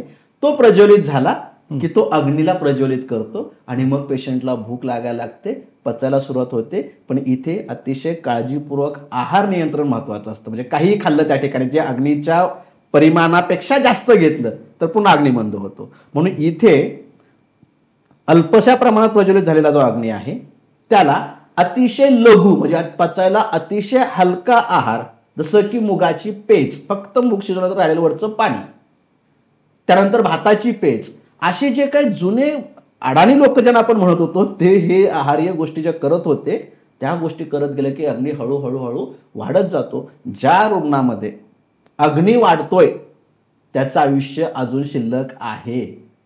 ज्याचा अग्नी वाढत नाही तोच आमच्या दृष्टीने क्रिटिकल आहे, मग आजार कोणताही असू द्या. बरं, कोणाचा अग्नी वाढतोय किंवा कमी होतोय हे कसं ठरवतंय? खूप सोपं आहे. आणि त्याला कुठली टेस्ट आणि काय पॅरामीटर लावायची गरज नाही. त्या पेशंटला भूक लागते का? भूक वाढायला लागली, अग्नी वाढतोय. पाचन चांगलं व्हायला लागलं, त्यांचा उत्साह वाढायला लागला, अग्नी चांगला वाढतोय. जर ते कमी होते तर अग्नी मंद होतोय. आहार थोडासा हलका करा. ओके, एवढं सोपं आहे ते. आणि एवढं सोपं केलं तर बरेचसे आजार आपल्या जीवनात येणारच नाहीत. जर सुज्ञ लोकांनी फक्त स्वतःच्या भुकेवरती आणि तहानेवरती नियंत्रण जर ठेवलं, म्हणजे तहान हा विषय एक असा झालाय ना, आज पाणी किती प्यायचं लोकांना, ते 5 लिटर 10 लिटरच्या बॉटल घेऊन फिरतात. दिवसभरात एवढं पाणी प्यायचंच आहे. हे पाणी सगळ्यात जास्त अग्निमांद्य करतं, हे लोकांना माहित नाही. बर, आहार किंवा पाणी हे किती प्यायचं, किती तुमचं शरीर सांगतं तुम्हाला, तुम्ही त्याच्याकडे लक्ष देत नाही आहात. तहान लागेल तेव्हाच पाणी प्या. किती तहान आहे, किती घोट पाणी पिल्यानंतर तुम्हाला तृप्ती होते, समाधान वाटतंय पाणी पिल्याचं, थांबा. बर, आहार किती, त्याच्यापेक्षा जास्त गरजच नाही शरीराला. मग जे गरजेचं नाहीये ते ओव्हरलोड तुम्ही केल्यामुळे ते पचवण्यासाठी शरीराला अतिरिक्त अग्नी वापरावा लागतोय आणि तेवढा त्याच्याकडे नाहीये. मग ते आमविष तयार करून ठेवतंय आणि ते आमविष जे आहे हेच उद्याच्या सगळ्या आजारांचं कारण आहे. ओके, मग अशी तुम्ही म्हणलात चुलीचं एक्झाम्पल दिलेत की बुवा अग्नी चूल जर धूर हे करत असेल तर आपण फुकारीने फुंक मारून अग्नी पेटवतो, वायू देतो. आपल्या शरीराला काय असं करता येईल, वायू देता येतो ज्याच्यामुळे अग्नी प्रज्वलित होऊ शकतो? कसं द्यायचं वायू? हा वायू द्यायचा म्हणजे शरीराकडे ऑलरेडी आहे. ओके, त्याला जो अडथळा आलाय ना तिथे पोहोचण्यासाठीचा, तो अडथळा त्याच्या वात प्रकोप आम्ही त्याला म्हणतो. शरीरामध्ये वात जर वाढलाय, बरोबर, तर तो वाढलेला वात जो आहे तो विकृत वात आहे, त्याला प्राकृत करायचंय. ओके, डिस्टर्ब झालेला आहे तो, त्याला बॅलन्स करायचंय. आणि बॅलन्स करण्यासाठीची ट्रीटमेंट म्हणजे बस्ती चिकित्सा आहे. ओके, म्हणजे तुम्ही तुमचं म्हणजे आतमध्ये साचलेलं पूर्ण खाली करून टाकलं तर तुमचा जो अग्नी आहे तो नॉर्मल होऊ शकतो. तो वाढण्यासाठी मदत होत राहते. बरं, एका बस्तीमध्ये होत नाहीये, सातत्याने कंडिशननुसार, पेशंटनुसार किती बस्ती द्यायच्या, कोणत्या द्यायच्या, बस्तीमध्ये पण वेगवेगळे प्रकार आहेत. लेखन स्वरूपाची बस्ती असते, म्हणजे जी शरीराची तुमच्या वजन किंवा बायोमास कमी करणार आहे, अशी बस्ती कॅन्सरच्या केसमध्ये देऊन चालत नाही. ओके, ती शरीराचं झीज करते आणि कॅन्सरमध्ये आपण पाहतो की ऑलरेडी त्या शरीराची झीज होत असते. मग तिथे बल्य स्वरूपातल्या अनेक प्रकारचे बल्य औषधं आणि गाईचं दूध, तूप अशा गोष्टींचा वापर करून तिथल्या वाताला जिंकावं लागतं. वाताचा मूळ गुण काय आहे? वृक्षता हा वाताचा सगळ्यात पहिला गुण सांगा, कोरडेपणा. मग शरीर कोरडं पडतंय, मल कोरडा झालाय, तोंड कोरडं पडतंय, हे सगळं सुरू झालं की समजायचं वाताचा कोरडेपणा वाढायला लागलाय. आणि मग तो कोरडेपणा कमी करण्यासाठी काय, त्याच्या उलट आयुर्वेद म्हणजे काय खूप अवघड गोष्ट नाही, उलट करा आणि बॅलन्स करा. कोरडेपणाच्या विरुद्ध स्निग्धता आहे. मग सगळ्यात नैसर्गिक शुद्ध स्निग्धता कोणती? गाईचं तूप, हार्मलेस. बर, गावरान गाईचं, गावरानच म्हणजेच गाईचं तूप, गावरान गाय म्हणजेच गाईचं तूप. दुसऱ्या प्राण्याला गाय म्हणणं म्हणजे तो गायीवरती अन्याय आहे. बर, कॅन्सरचा उल्लेख आयुर्वेदात सापडतो का? खूप छान प्रश्न आहे. मी आता काही मिनिटापूर्वी बोलता बोलता सांगितलं होतं की आयुर्वेदामध्ये आजाराच्या नावाने उपचार हा कन्सेप्टच आयुर्वेदात नाहीये. बर, म्हणजे कॅन्सरला उपचार आहे का? अनेक लोकांचे असे प्रश्न येतात, कॅन्सरला आयुर्वेदामध्ये उपचार काय? कॅन्सर हा शब्द आयुर्वेदाच्या काळात नव्हताच, मग आज उपचार कसा काय त्याला आयुर्वेदामध्ये होतो, असा सर्वसामान्य लोकांचा प्रश्न असतो. सगळ्यात पहिली गोष्ट, आजार तयार होण्याचा जो प्रोसेस आहे, फ्लो आहे, आयुर्वेदात सांगितलेले आहे. पहिलं खाल्लेलं अन्न जे आहे त्याचं मूळ स्थान जठर, जठरामध्ये आलं. जठर हे कफाचं मूळ स्थान आहे. अर्ध्या जठराच्या वरती कफ, म्हणजे कफाचे सगळे आजार जर आपण बघितलं तर इथून वरती आहेत. सर्दी होऊ द्या, घशात कफ अडकलाय, डोकं जड झालंय, कफाचे आजार सगळे वरती. तिथून ते लहान आतडं जे आपण म्हणतो हे पित्ताचं मूळ स्थान आहे, नाभीपर्यंतचं मूळ स्थान. सर ढोबळ मानाने हे मांडलं गेलेलं आहे. आणि मोठं आतडं जे आहे त्याला ग्रहणी म्हणतात, हे वाताचं मूळ स्थान आहे. हे तिन्ही दोष त्यांच्या त्यांच्या स्थानामध्ये प्रबळ असतात. जसं कुत्ता आपली गली में शेर होता आहे, तसं ते दोष त्या स्थानामध्ये शेर असतात. पण जेव्हा ते विकृत होतात, त्यांच्या गुणामध्ये जेव्हा चढ उतार होतो, तेव्हा ते त्यांच्या त्यांच्या स्थानामध्ये पहिले विकृत होतात, बिघडतात आणि तिथून ते शरीरामध्ये पसरतात. आणि पसरल्यानंतर तिथे तिथे जाऊन जिथे ख वगैरे मध्ये ते त्यांच्या स्वरूपामध्ये त्यांचे आजार निर्माण करतात. कॅन्सरमध्ये सगळ्यात पहिली कॅन्सरची सुरुवात ही गाठीपासून होते. म्हणजे पहिली शरीरामध्ये गाठ बनते, मग ती बिनाईन की मेलिग्नंट, म्हणजे ती कॅन्सरची आहे की कॅन्सर नसलेली आहे, हा मॉडर्न सायन्सच्या दृष्टीने होणारा विषय आहे. बिनाईन म्हणजे मांसाची गाठ म्हटलं जातं, बरोबर. आणि कॅन्सरस ट्युमर जो आहे, मॅलिग्नंट ट्युमर असेल जो स्प्रेड होणार आहे, हा नंतर कन्वर्ट होतोय. पहिली गाठ बनते, नंतर ती कॅन्सरमध्ये कन्वर्ट होते बऱ्याच अंशी, हे आपल्या लक्षात येतं, बरोबर. मग गाठ बनते कशी, त्याचा जो प्रोसेस फ्लो आहे, हा फ्लो जर मेंटेन ठेवला तुम्ही, शरीर तसं विकृत होऊच दिलं नाही, तर गाठच बनणार नाही, तर कॅन्सरच होणार नाही. ओके. आयुर्वेदाच्या बेसला धरून आपण हे बोलतो. मग आयुर्वेदात ट्रीटमेंट कशी होते, तर ट्रीटमेंट कॅन्सरला केलीच जात नाही. बर. मग ट्रीटमेंट केली जात नाही, कॅन्सर पेशंटला आम्ही करतो काय? हा, तुमचं पॅटर्न काय ते पण विचारणारच आम्ही. ऍक्च्युली आजपर्यंत आमचे अनेक पेशंट आहेत, त्यांना आम्ही कधीही एखादी ब्लड टेस्ट किंवा MRI, CT स्कॅन, पेट स्कॅन, बायोप्सी अशा टेस्ट आम्ही एकाही पेशंटला आमच्या ट्रीटमेंटसाठी गरजेचे आहे म्हणून करायला सांगितलेली नाही. बर. एकाही नाही. फक्त आम्ही टेस्ट करायला सांगतो पेशंटला, त्या फक्त एवढ्यासाठी सांगतो की जर त्या पेशंटला कन्फर्मेशन हवंय की त्या शरीरातली ती गाठ आहे, गेली की कमी झाले की वाढले, हे जर तुम्हाला बघायचं असेल तर ते तुमच्यासाठी म्हणून तुम्ही ते टेस्ट करू शकता. मग आजपर्यंत एकाही केसला आम्ही रिपोर्टनुसार ट्रीटमेंट नाही करत आहोत. का नाही करत? कारण रिपोर्टमध्ये ज्या गोष्टी दिसतात त्याच्यामध्ये आयुर्वेदातल्या एकाही गोष्टीचा रेफरन्सच लागत नाही काय. म्हणजे ट्रीटमेंट करताना त्यांचं गुणविज्ञान आम्हाला पहिलं पाहिजे, 3 दोषांची संकल्पना आम्हाला पहिली पाहिजे, 3 मल जे आहेत, त्रिमल म्हटलं आयुर्वेदामध्ये, म्हणजे मल, मूत्र आणि श्वेत, म्हणजे घाम, लघवी आणि संडास, हे तिघांचं परीक्षण सगळ्यात महत्वाचं सांगितलं आयुर्वेदामध्ये. आणि हे शब्द प्रश्न परीक्षेने खूप प्रश्न कळतात. एखाद्याला संडास कशी होते हे तो व्यक्ती जेवढं सांगू शकतो तेवढं कुठले लॅब नाही सांगू शकणार. नाहीच. एखाद्या लघवीला प्रवृत्ती कशी आहे, फोर्सफुली होते, होतच नाही, अडकत होते, थेंब होते, जळजळ होते, हे कोण सांगणार आहे? ती व्यक्ती सांगणार आहे, त्यांचं शरीर सांगणार आहे. मग आम्ही लोकांना हे शिकवतो, तुमचं शरीर पहिलं समजायला शिका. आणि शरीर समजलं की पुढच्या वेळी येणारा पेशंट जो असतो ना, खूप फाईन होऊन येतो, तो स्वतःच्या शरीराचं प्रॉपर निरीक्षण करतो, त्याला माहिती आहे डॉक्टर काय काय विचारणार, आणि ते इनपुट दिले की आम्हाला इनपुट्स मधून कळतंय की शरीरामध्ये काय काय बदल झाले. आणि त्याच्या अनुषंगाने मग दोषांचा बॅलन्स करण्यासाठी वाढलेले गुण कमी करणं, कमी झालेले गुण वाढवणं आणि बॅलन्स करणं, ह्याच्यासाठी मग गायीचे तूप, घृत ह्यांच्यामधून औषधांचं संमिश्रण करून ते त्या पेशंटला देत जायचं, बल वाढवत जायचं, अग्नी वाढवत जायचा, त्याचा कॉन्फिडन्स वाढवायचा, त्याच्या मानसिकतेवरतीच काम करणारी औषधं त्याच्यामध्ये द्यायची. आणि असं करत करत गेलं पेशंटला कॉन्फिडन्स येतो. आता एक पेशंट आहे आमचा, जवळजवळ 3 वर्ष झाली त्या पेशंटला ट्रीटमेंट चालू आहे. सर 3 वर्षापूर्वी तो व्यक्ती जो आमच्याकडे आला होता, बक्कल कॅव्हिटीमध्ये इकडचं ऑपरेशन झालं गुजरातमध्ये, अदानीमध्ये कामाला होता क्रेन ऑपरेटर म्हणून, नाकामध्ये नळी होती, 6 महिने आरटी फिडिंग त्या ट्यूबमधून जेवण चाललं होतं, आणि आमच्याकडे 2 वेळा ओपीडीला येऊन गेला. आमच्याकडे आलं की पहिलं आम्ही सांगतो की 15 दिवस तुम्हाला वडूजला रेसिडेन्शियल ट्रीटमेंटला यायचं आहे. बरं. पण लोकांना ते वडूज सारख्या ठिकाणी, म्हणजे मुंबई, पुणा, सिटी सोडून ग्रामीण भागामध्ये कसे काय ट्रीटमेंट कॅन्सर सारख्या आजारासाठी कशी काय होऊ शकते, हा प्रश्न पहिला त्या डोक्यामध्ये येतो. 2 ओपीडीला पेशंट येऊन गेला, मी त्याला काहीच औषध दिली नाहीत. मग डॉक्टर औषध तरी द्या. अरे दादा, औषधं देईन मी, तुझ्याकडून 4 रुपये मला येतील, पण 15 दिवस तो औषधं घरी खाल्ल्यानंतर तुला त्या औषधाने जे अपेक्षित परिणाम जर नाही मिळाले तर तू उद्या माझ्या बरोबर पंचगव्य, आयुर्वेद सगळ्यांना नाव ठेवणार आहेस. बरोबर. चूक काय, तुझी चूक काय आहे की जोपर्यंत तुझं शरीर एका प्रॉपर प्लॅटफॉर्मवरती येत नाही, एका ट्रॅकवरती शरीर जोपर्यंत येत नाही, तोपर्यंत औषधं काम नाही करणार तुला.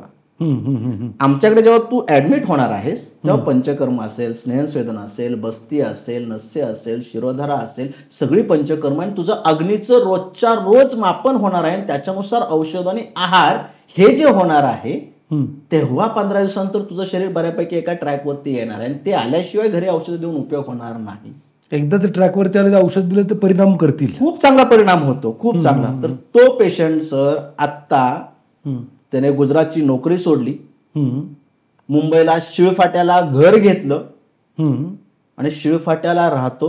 हम्म. दर 15 दिवसाला ओपीडीला एकटा बसने येतो. बर. त्यांना मी मागे लागलोय, 3 महिने होऊन गेले मागे लागलोय, हम्म. तुमचे एकदा पेट स्कॅन करून घ्या. हम्म. तो म्हणतो नाही सर मला करायचंच नाही. हम्म. म्हटलं अहो एकदा तरी करून घ्या. हम्म. नाही मला करायचंच नाही. म्हटलं का नाही करायचं, कारण तरी कळू द्या. हम्म. त्याने काय उत्तर द्यावं सर? काय उत्तर दिलं? म्हणाला सगळ्यात पहिलं मी जेव्हा तुमच्याकडे आलो होतो हम्म. तेव्हा मी रिपोर्ट घेऊन आलो होतो माझे, हम्म. तुम्ही माझी फाईल उघडून पण नाही बघितली. बर. पुन्हा 6 महिन्यानंतर मी टेस्ट केली होती, हम्म. तेव्हा पण मी रिपोर्ट घेऊन आलो होतो, ती पण माझी फाईल तुम्ही उघडून पण नाही बघितली. हम्म. आणि आज माझ्या शरीरामध्ये काय बदल झाले मला कळतंय, हम्म. मग मी टेस्ट कशाला करू? बरोबर आहे त्याचं. ग्रेट. म्हणजे असे माझं- किती पेशंट आहेत ज्यांना रिझल्ट आले खूप छान? जे पेशंट सातत्याने आपण सांगतो त्या गोष्टी समजून घेत आहेत हम्म. आणि शरीर समजण्यासाठी ते स्वतः वेळ देत आहेत आणि स्वतःसाठी करतायत, हम्म. 90% पेशंटमध्ये रिझल्ट येतो. फंटास्टिक. 10% पेशंटमध्ये प्रॉब्लेम काय होतो, पेशंट येतानाच जर खूप लेट आला, एक्स्ट्रीम लास्ट स्टेज म्हणजे अग्नी मंद म्हणजे शांत व्हायला अग्नी आलेला आहे आणि अशा स्थितीमध्ये जर अपेक्षा ठेवली हम्म. तर त्या ठिकाणी आपले पण हात वर करावे लागतात, पर्याय नाही त्या ठिकाणी. अग्नी जोपर्यंत वाढतोय, हम्म. अग्नी वाढणं जोपर्यंत शरीर स्वीकारणार आहे, दोषांचा संचय म्हणजे जेवढ्या मोठ्या प्रमाणात दोष साचले असतील तेवढं अग्नीच्या वरती लोड आहे. बरोबर. पेशंटचं शरीरबळ पण खचलंय.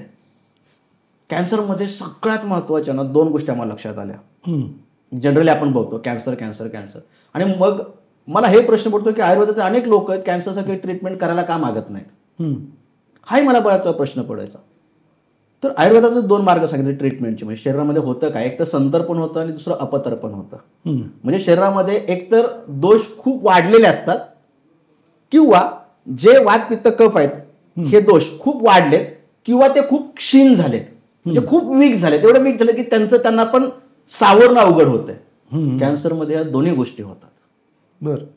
संतर्पण तर प्रचंड आहे आणि अपतर्पण पण आहे. म्हणजे पेशंटला भूक लागत नाही, कफ साचलाय, संचिती खूप आहे, उलटी येते, संडास होत नाहीये, उष्णता वाढते, हे सगळं होतंय. आणि त्याच्याबरोबर वजन पण घटतंय, शरीरबळ पण कमी होत चाललंय आणि आजार वाढतोय. म्हणजे एका बाजूला संतर्पण आहे, दुसऱ्या बाजूला अपतर्पण आहे. ही जी क्रिया आहे संतर्पण आपण दोन्ही गोष्टी एका वेळी ट्रीट करणं हे सगळ्यात चॅलेंजिंग काम असल्यामुळे म्हणजे एक अपतर्पण कमी करण्यासाठी संतर्पणयुक्त आहार द्यावा लागतो. मग तो संतर्पणाचा आहार दिला की ऑलरेडी त्यात साचलेले दोष ते वाढायला लागतात. ते कमी करायला दिलं की पेशंटचं अपतर्पण व्हायला सुरुवात होते, हे वीक होते. ही गोष्ट आम्हाला प्रकर्षाने जाणवली आणि याच्यासाठी पंचगव्य ह्याच्यासारखं रामबाण उपाय नाही. रामबाण उपाय नाही. कॅन्सर हा शब्द ऐकला तरी लोक खूप घाबरतात. तर इतका भयानक रोग शरीरात होतोय याची कारण फक्त पचन संस्था किंवा तुम्ही जे आता जे प्रोसेस सांगताय तेच आहे का? शरीराला काय मिळतंय म्हणजे जे पण आपण खातोय आहार आणि विहार ह्या 2 गोष्टी, म्हणजे तुम्ही कोणत्या वातावरणामध्ये राहताय, वाढताय आणि शरीराला तुम्ही काय देताय ते देण्यापेक्षा आमचं शरीरात गौऊर्जा म्हणून आम्ही जेव्हा काम करतो आमचा अनुभव हा आहे, लोकांनी काय खाल्लं ना ह्याच्यापेक्षा जास्त महत्वाचं ते पचलं का, ते शरीराला लागलं का, शरीराने स्वीकारलं का, ते हे मोजणं सगळ्यात महत्वाची गोष्ट आहे. आणि विहारातल्या ज्या गोष्टी आहेत म्हणजे समजा आज IT सेक्टरमध्ये काम करणारा एखादा व्यक्ती आणि त्याला जर आम्ही सांगितलं की नाही तुला AC मध्ये बसायचंच नाहीये, तर म्हणजे जगू कसा? बरोबर. बरं, आयुर्वेदात हे नाही सांगितलं की तुम्ही वाऱ्यात फिरू नका, प्रवास करू नका, सांगितलंय रोगींसाठी. पण ज्यांचं दैनंदिन काम ज्यांचं जे आहे त्यांना ते काम करणंच आहे, तिथे आपण त्यांना रिस्ट्रिक्शन नाही लावू शकत, तू हे करायचंच नाही. मग इथे काय करणं अपेक्षित आहे? बॅलन्स करा. जर AC मध्ये राहून तुमची वृक्षता वाढते, शरीराला स्निग्धता द्या, नैसर्गिक स्निग्धता द्या. अशा गोष्टी जर केल्या तर कॅन्सरच काय कोणत्याही प्रकारचा आजार शरीरात निर्माण होण्याची प्रोसेस जी सुरू होते म्हणजे चय दोष साचणं, हे जर तुम्ही थांबवलं, हेच जर नाही झालं तर पुढे आजार निर्माणच होणार नाही. मूळ पायाच त्या ठिकाणी आपल्या शरीरात आपल्याला सांभाळता आला पाहिजे. मग कॅन्सर सुद्धा त्याच कॅटेगरीमध्ये आलं की आपल्याला लक्षात येईल की बाबा आजाराच्या नावाचं नाही, आपल्याला आपलं शरीर सांभाळायचं आहे. पंचगव्यांमध्ये सगळ्यात महत्त्वाचं कोणतं गव आहे किंवा काय महत्त्वाचं आहे? तूप महत्त्वाचं आहे, गोमूत्र महत्त्वाचं आहे किंवा काय महत्त्वाचं आहे आणि त्याचा वापर कसं केला पाहिजे? हां, पंचगव्यामध्ये ना दूध, तूप, दुधापासून आपण ताक बनवतो, लोणी काढतो, दही बनतं, पहिलं दह्याचं ताक, ताकाचं लोणी आणि लोण्याचं तूप, अशा हे आहार्य पदार्थामध्ये येतात. गोमूत्र आणि शेण, गायपासून मिळणाऱ्या मुख्य 3 गोष्टीपैकी दूध पहिलं, दुसरं गोमूत्र, तिसरं शेण. हे शेण जे आहे ते जेव्हा लोक शेतामध्ये टाकत होते तर शेणामधून जे पोषक तत्व आपल्या शरीरासाठी आवश्यक असणारे घटक जे मिळणं अपेक्षित होतं ते शेतीत पडत होतं, शेतीतून ते पिकात येत होतं, पिकातून ते आपल्याला कन्वर्ट होऊन डायरेक्ट आपल्याला मिळत होतं.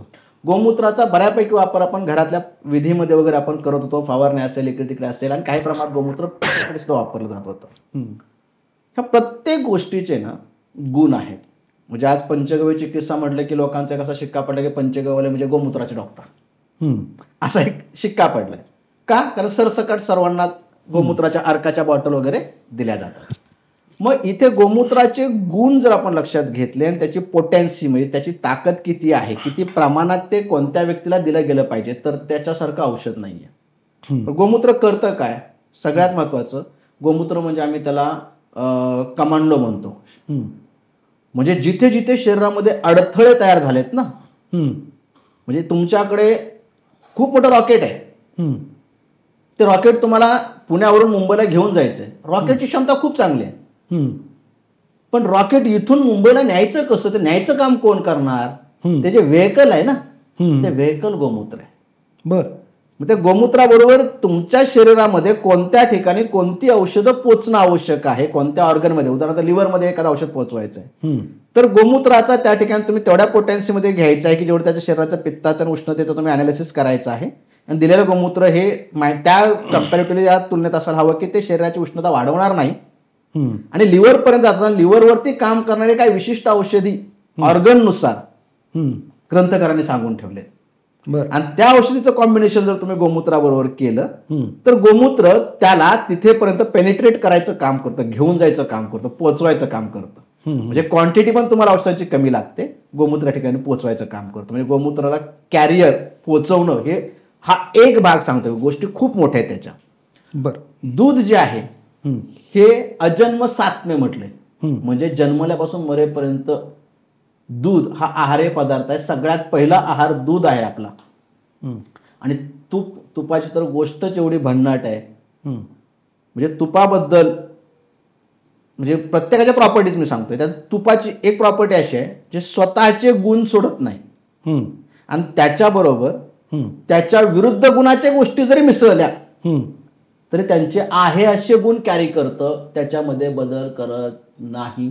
म्हणून गाईच्या तुपाला हजारो वर्षापासून म्हणजे एवढे सगळे प्राणी आहेत, एवढे सगळे प्राणी दूध देतात, एवढ्या सगळ्या प्राणी दुधाचं तूप बनवू शकतं. मग फक्त गाईच्या तुपालाच ग्रंथकारांनी एवढं महत्व का दिलं, तर त्या गाईच्या तुपाचा हा जो मूळ गुण आहे तो गुण स्वतःचे प्रॉपर्टी ते सोडत नाही आणि त्याच्यावर जे पण काय घेऊ त्या सगळ्यांच्या प्रॉपर्टी स्वतःबरोबर ते कॅरी करत जातं. आताची रिसेंट एक केस आहे, माझी उरणची पेशंट आहे. 27 वर्षापूर्वी ब्रेस्ट कॅन्सर झाला होता. ब्रेस्ट रिमूव्ह केलं, सर्जरी झाली, किमो रेडिएशन सगळं झालं. 27 वर्षानंतर त्यांना पॅनक्रियाजमध्ये कॅन्सर झाला. बरं. आणि तो स्प्रेड होऊन लिव्हरपर्यंत पोहोचलाय. बरं. आणि माझे किडनी कॅन्सर जो क्युअर झालेला आहे, बेलापूरचा आहे, नेरूळ बेलापूरचा, त्याच्याशी कसं कुठून तर त्यांचा कॉन्टॅक्ट झाला आणि त्याने सांगितलं माझं असं असं झालं होतं, या ठिकाणी मी गेलो होतो, तुम्ही तिथे जावा. ते पेशंटला तिथे घेऊन आले. पेशंटला घेऊन नंतर पेशंट कसं तरी चालत हॉस्पिटलपर्यंत आला.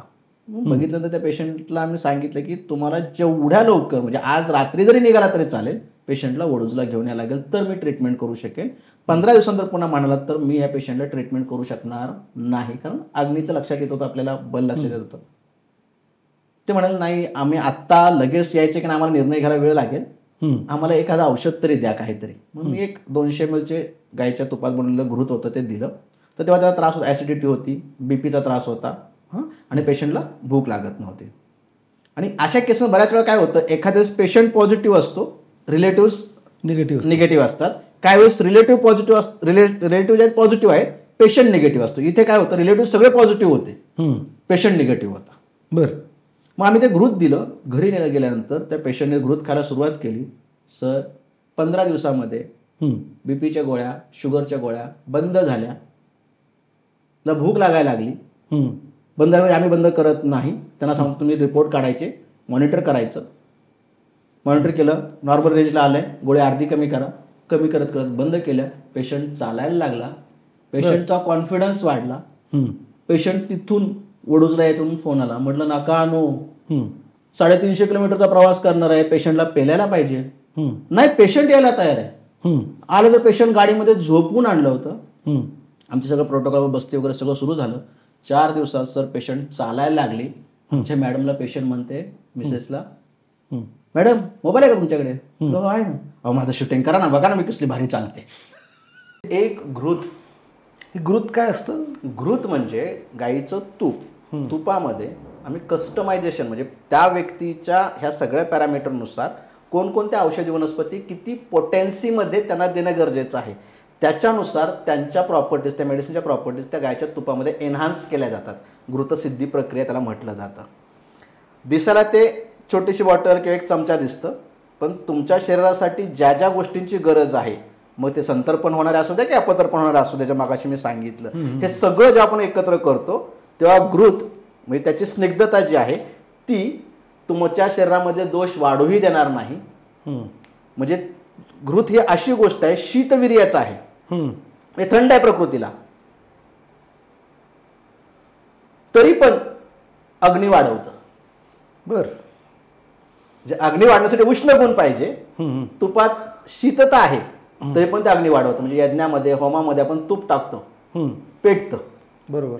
असं तुम्ही इतर पदार्थ शरीरात शीत आहेत म्हणून टाकले तर ते तुमची भूक वाढवणार नाहीत, भूक कमी करणार. बरोबर. बरं, हे जर कोणाला आजार नाही आहे किंवा काही नाही, फक्त तूप त्यांनी कसं सेवन करावं, किंवा हे ग्रुप जे तुम्ही सांगितलं ते कसं तुमच्याकडे मिळेल किंवा काय, कुठून घ्यायचं काय?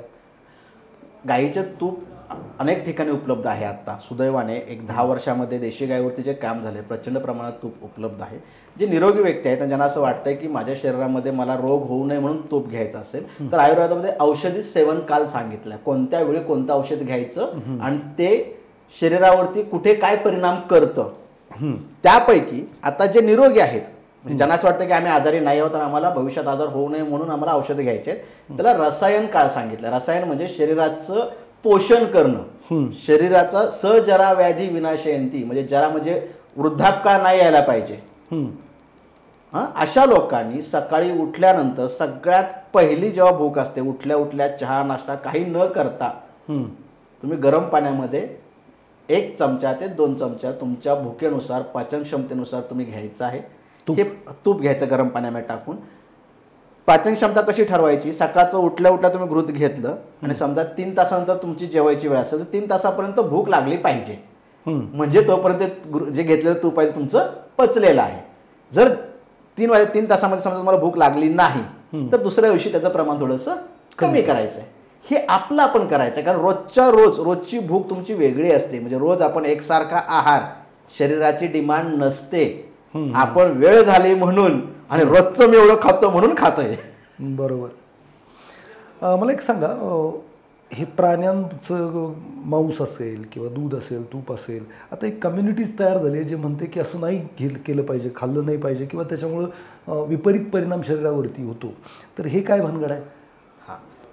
इथे रिसर्च नावाची जी एक गोष्ट आज चाललेली आहे ना, रिसर्च, ते रिसर्च करतायचे, ऑलरेडी सर्च झाले त्याच्यावरती पुन्हा पुन्हा शोधायचं चाललंय काहीतरी. जेवढे पण रिसर्च होत आहेत ना, ह्या रिसर्चमध्ये आयुर्वेदाच्या गोष्टीला तुम्ही जर म्हणत असाल तर ते रिसर्च आयुर्वेदाच्या अँगलने होणं गरजेचं आहे. म्हणजे तुमच्याकडे एक कपडे शिवताना टेलरकडे टेप असतो, बरोबर, तो टेप लांबी मोजायचं काम करणार आहे कपड्याची, आणि त्या टेपने तुम्ही पाण्याची लांबी मोजायला जाणार. कशी मोजणार? बादलीमध्ये अशी मोजणार, खोली मोजणार, तिरकी मोजणार, आणि त्याच्यावरून नेमकं माप निघणार आहे का? नाही निघणार.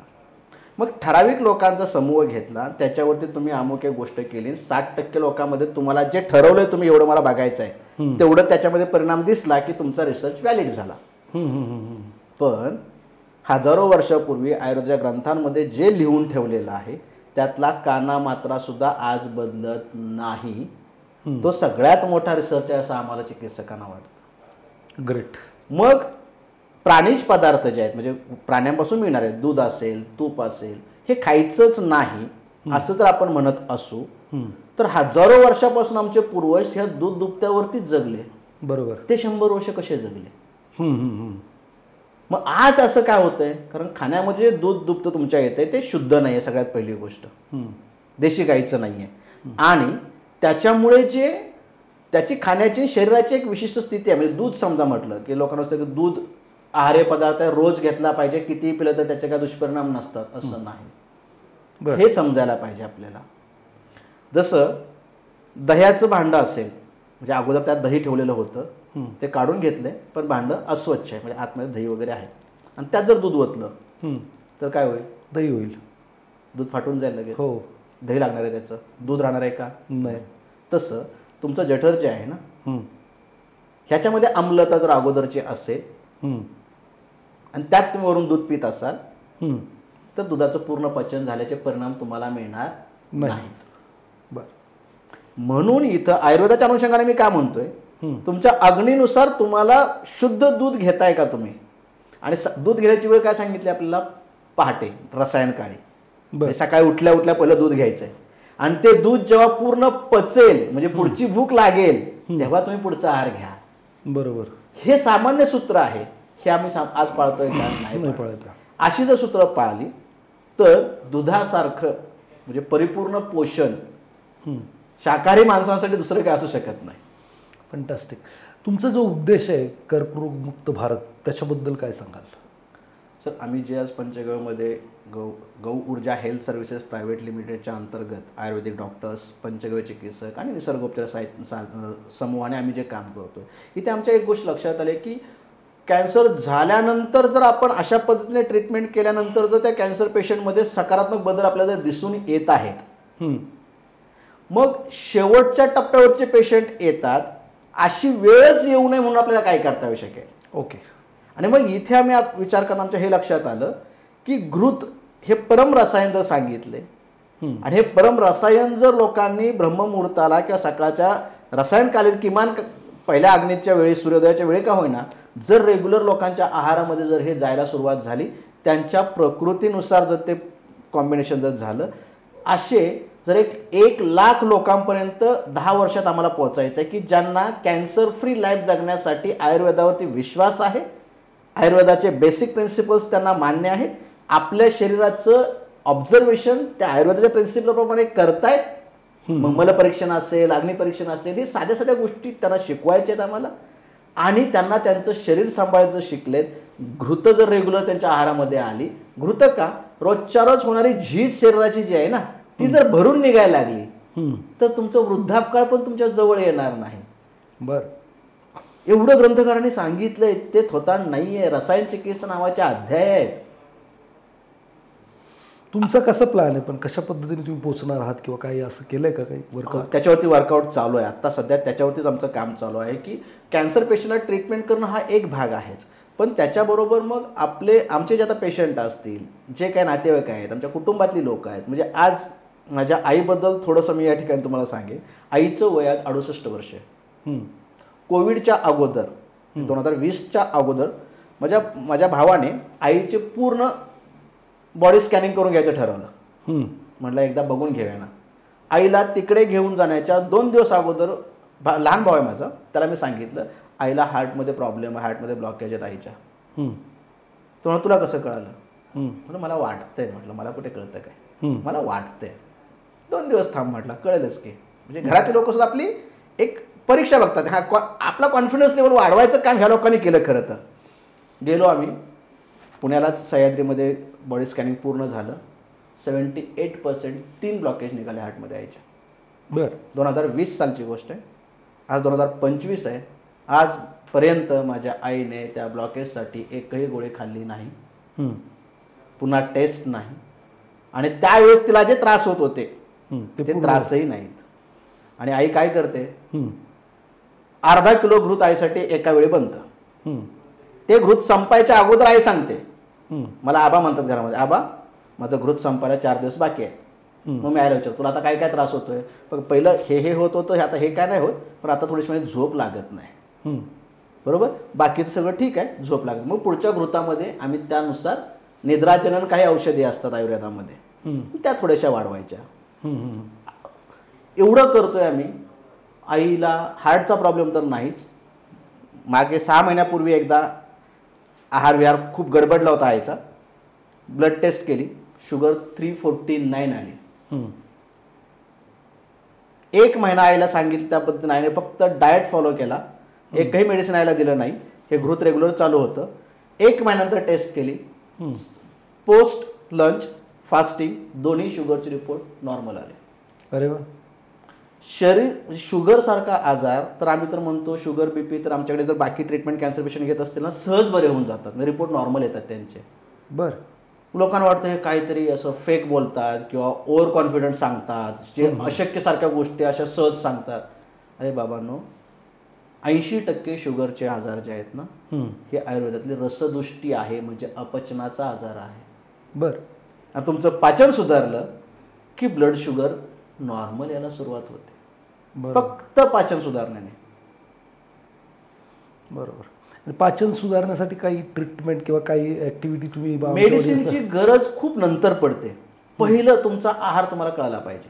म्हणजे तुम्ही जे खाताय ते पचतंय का, आणि जेव्हा खाताय तेव्हा तुम्हाला भूक किती आहे एवढं कळलं ना, भुकेनुसार तुम्ही खाल्लं, तुम्ही वेळेनुसार खावा, पण भूक किती आहे त्याच्या हिशोबाने खावा. बरं. म्हणजे समजा आता म्हणजे 10ची सकाळी जेवणाची वेळ आहे, पण मला रोजच्या एवढी चांगली कळकळून भूक नाहीये, मी 1 भाकरी खातो रोज, आज अर्धीच खा ना बाबा.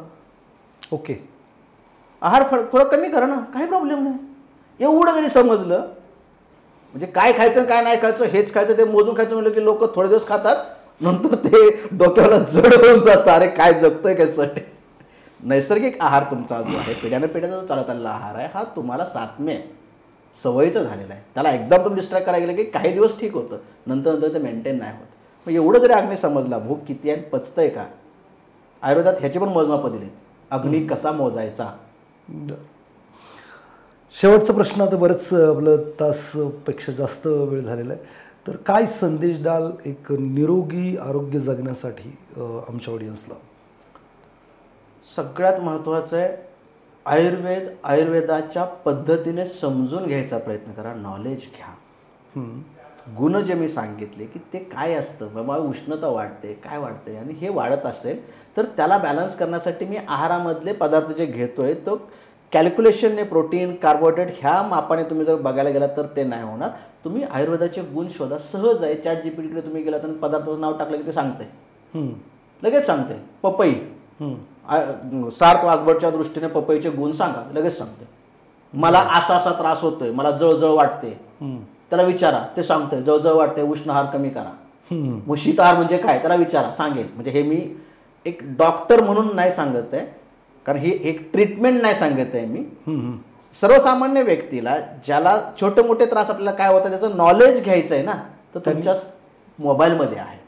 राईट. आणि अग्नी मल, म्हणजे तुम्हाला रोज संडास झाली पाहिजे. संडास होण्यासाठी तुम्ही जे चूर्ण घेता, थोडे दिवस संडास होते, नंतर पुन्हा होत नाही, कारण चूर्णातला वृक्षगुण वायूला पुन्हा दूषित करतोय. असं बाबाने करू नका. एखाद्या वैद्याकडे जावा, तो 4 रुपये घेईल, द्या त्याला. बरोबर. चुकीची औषधं खाण्यापेक्षा त्याचा प्रॉपर सल्ला घ्या. मल व्यवस्थित सांभाळा, अग्नी सांभाळा, पाचन व्यवस्थित होऊ द्या.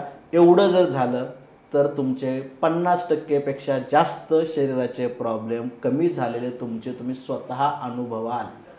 फॅन्टास्टिक. सो दीपक सर, तुम्ही इकडे आलात आणि खूप सारी इन्फॉर्मेशन आमच्या श्रोत्यांना दिलेली आहे. मित्रांनो, जर तुम्हाला BP असेल, शुगर असेल, कोणत्याही प्रकारचा आजार असेल किंवा कॅन्सरसारख्या मोठ्या आजारावरती पण डॉक्टर साहेबांनी फार मोठं काम केलेलं आहे, करतायत. आणि जर तुमच्याकडे कोणी पेशंट्स असतील आणि तुम्हाला वाटत असेल की बुवा ॲलोपॅथीमध्ये खूप सारं त्रासदायक ट्रीटमेंट आहे आणि हे जे काही पंचगव्या असतील किंवा निसर्ग उपचार असेल किंवा आयुर्वेद असेल, याच्या माध्यमातून ट्रीटमेंट करून त्यांना बरं करायची तुमची इच्छा असेल तर नक्की डॉक्टर साहेबांचा नंबर आम्ही खाली शेअर करतो आहे, तुम्ही त्यांच्याशी संपर्क करा. त्यांचं कुठे वडूजला क्लिनिक आहे तर त्याचाही ॲड्रेस आपण खाली प्रोव्हाइड करू. तुम्हाला जर या संदर्भात काही प्रश्न विचारायचे असतील किंवा तुम्हाला वाटत असेल की डॉक्टर साहेबांना आम्ही परत एकदा बोलवून याच्यावरती काही प्रश्नांवरती अजून प्रकाश टाकावा तर नक्की तुम्ही प्रश्न कमेंट बॉक्समध्ये मला टाका. नेक्स्ट टाईम जर तुमचे प्रश्न भरपूर सारे आले तर डॉक्टरांना मी परत बोलवेल आणि त्या प्रश्नांवरती आपण एक पॉडकास्ट नक्की करू. सो तुम्ही आत्तापर्यंत टिकून राहिलात तर खाली सबस्क्राईब नावाचं बटन आहे त्याला दाबा, म्हणजे मला जे काही वेजदा कॉर्नर रिअल हिरो या पॉडकास्टमध्ये रिअल हिरो बोलवायचे आहेत त्यांना तुम्हाला पूर्णपणे ऐकता येईल, त्यांचे अनुभव तुमच्या जीवनामध्ये वापरता येतील आणि तुमचं आयुष्य समृद्ध करता येईल. तर भेटूया पुढच्या पॉडकास्टमध्ये. धन्यवाद सर. धन्यवाद. तुम्ही आम्हाला संधी दिली आणि माझा हा एवढा मोठा विषय, गंभीर विषय जो आहे लोकांपर्यंत पोहोचवण्यासाठी संधी दिली त्याबद्दल गौ ऊर्जा परिवाराच्या वतीने मी तुमच्या शतशिर ऋणी आहे. धन्यवाद. थँक्यू.